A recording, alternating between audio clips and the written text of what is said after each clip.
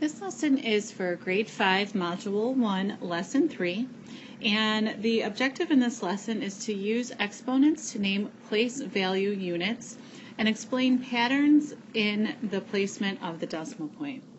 So during this lesson, the students saw the chart that you see here, and they filled this chart out in the first row that they have here. They have the number 10, and I can point that out. And they, underneath it, they'll have 10 times, and they would write the number 1 in there. And then on the last row down here, they're writing what that would be with an exponent, so it would be 10 to the first power. In the column right next to the 10, to the left of that, they have the number 100, and 100 is equal to 10 times 10, which is in exponential form 10 to the second power. So they were filling this chart out in class, and this is what the completed chart looks like. They started with the tens and they went all the way up to the millions. So they could see that the millions is really 10 to the sixth power. So using what they know from this chart right here and practicing with the exponents, the students then were given some problem sets in the classroom. And today we are going to go over a homework problem, and it's homework problem number 4.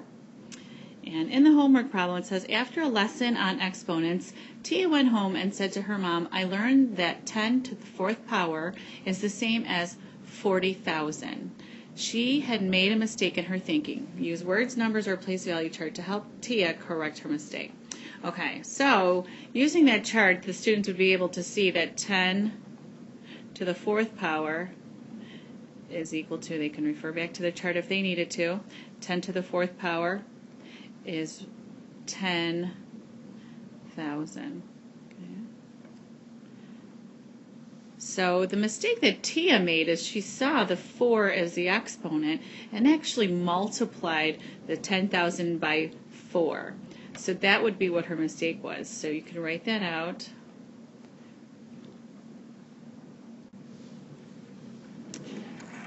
So the mistake was that Tia multiplied 10 to the fourth power by 4, which is not correct.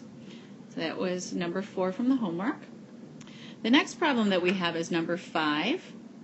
And using the information that the students have learned from the previous lessons, they should be able to do this one relatively easily. So to solve 247 divided by 10 squared, so let me write that out. So for this one, I just sketched out a place value chart, and I'm going to put my original number, 247, and I'm going to be dividing it by 10 squared. And knowing that 10 squared is equal to 100. This is a problem that they've already seen, 247 divided by 10. So I know that I'm going to be, my digits are going to be shifting 2 places here. So the 2 would go here. My 4 goes here. Oops. And then the 7 goes here. Putting in my decimal point, I have my answer. And let me just erase this for right now. And my answer would be 2 and 47 hundredths. So the next part of this problem is 247 times 10. So I'm going to take the place value chart out here. I'm sorry, it's 247 times 10 squared. It's a big difference there. Okay, so I know 247 times 10 squared is the same as 247 times 100. Okay. And since we've been practicing with the place value chart, this should be pretty simple. 247 times 100 is equal to 24,700. And you can see the difference between the two numbers. I have, if I'm dividing it, I have 2 and 47 hundredths.